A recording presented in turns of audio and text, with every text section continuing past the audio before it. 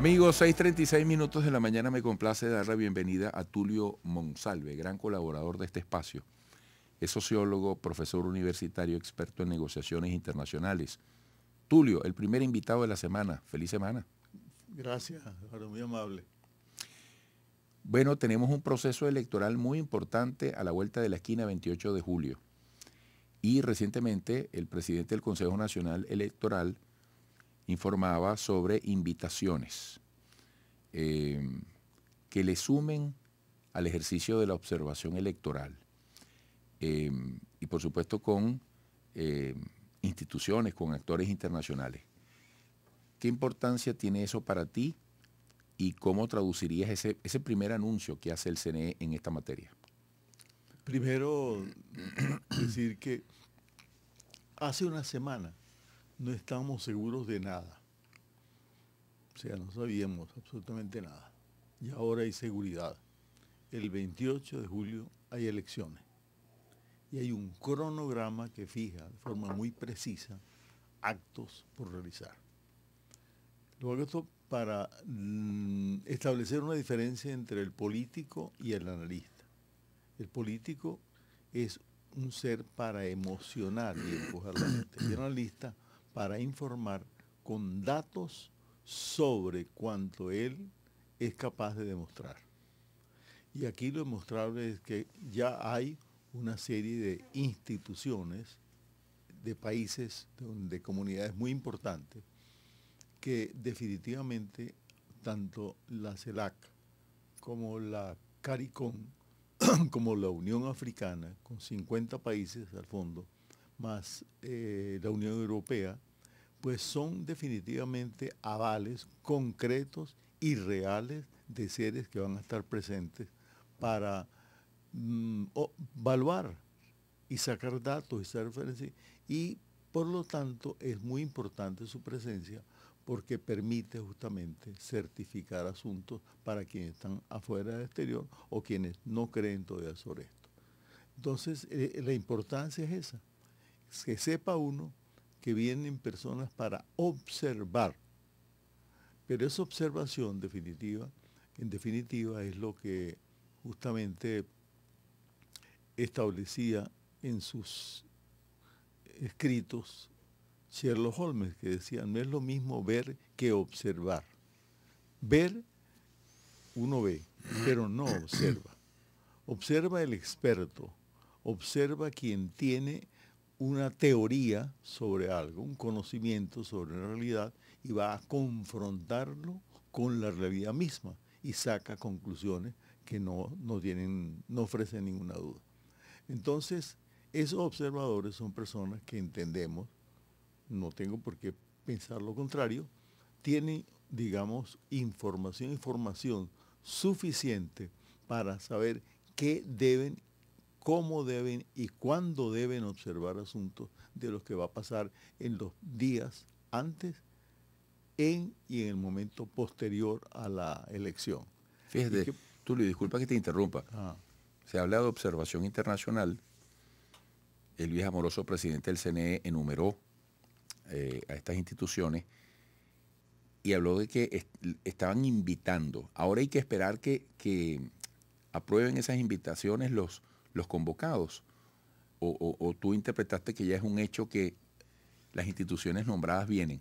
Que recuerdo que está ahí la Unión Europea, el Centro Carter y todo eso.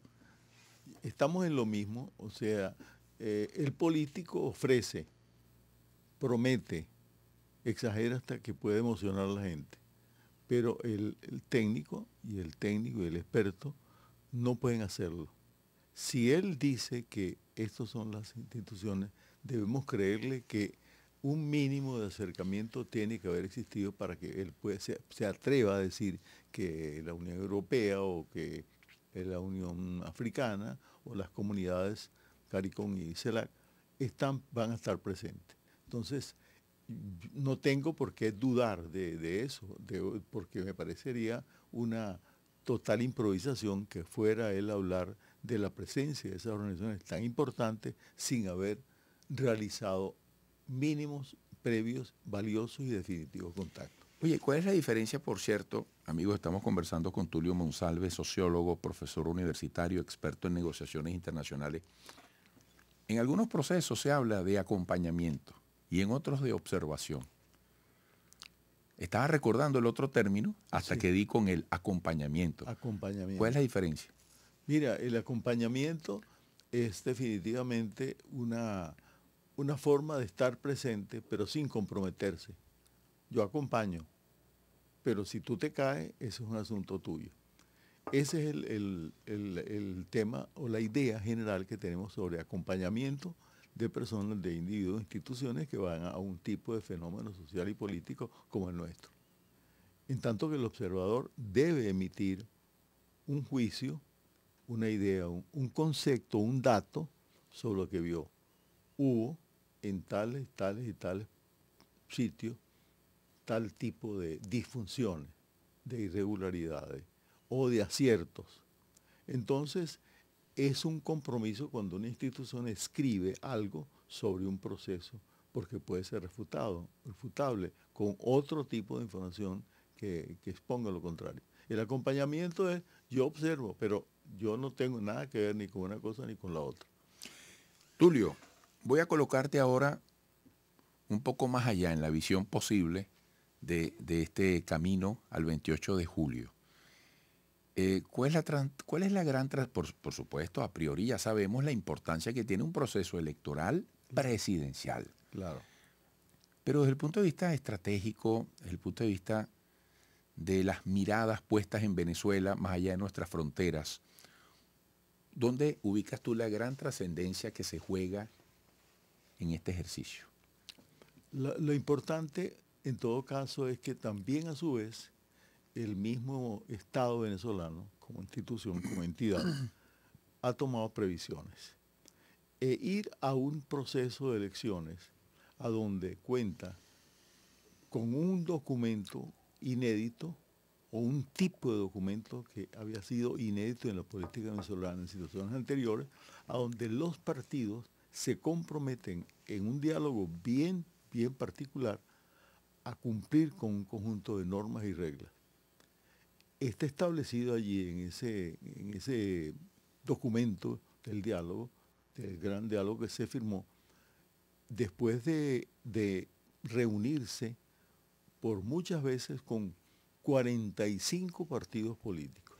Ya reunirse con un partido político es complicado. Imaginemos 45 fracciones y opiniones como la tienen ellos. Y se fue cerniendo todo ese tipo de información de 45 partidos hasta que el 98% definitivamente llegó y aceptó lo que estaba planteado allí. Eso da ya una mínima certitud o una certitud clara de que hay también una situación en el país que permite saber que hay condiciones para que se dé el proceso como se espera. Obvio que hay, como tiene que haberlo en política, los extremos, los radicales. Los radicales definitivamente tienen un papel. El papel de los radicales usualmente es lograr algo que no logra la mayoría, que es la desunión. Entonces no es lo mismo tener un líder con mucho voto que otro líder con capacidad para unificar. ¿Y qué ha pasado? Se demostró en 1918 que se tenía un líder que tenía mayoría. Sin embargo, hubo un grupo de personas que en ese 18 definitivamente no aceptaron a ese candidato por razones que vaya usted a saber infinitas que existían. Radicalismo, no lo acepto, no me parece, no es de mi familia, no es de mi grupo, no es de mi clase, es un disociado, es asociado a fulano de tal.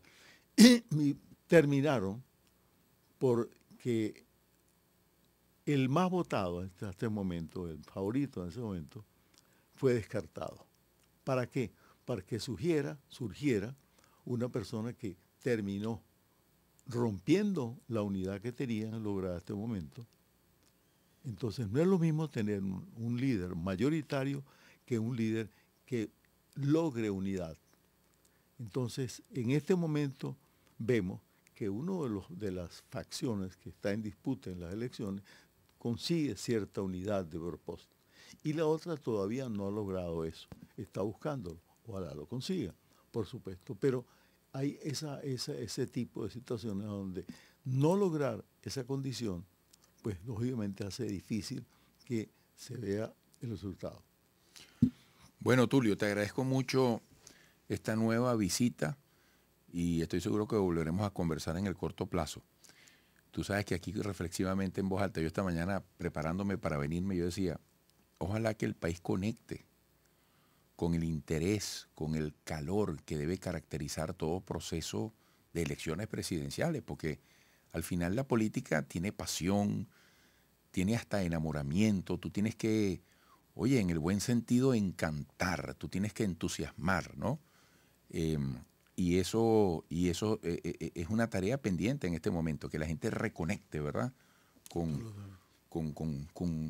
la esperanza y con la convicción de que sí son posibles las cosas, ¿no? Bueno, Tulio, un fuerte abrazo. Gracias, Eduardo, muy amable por tu invitación. Tulio Monsalve, sociólogo, profesor universitario, experto en negociaciones internacionales. Amigos, volveremos.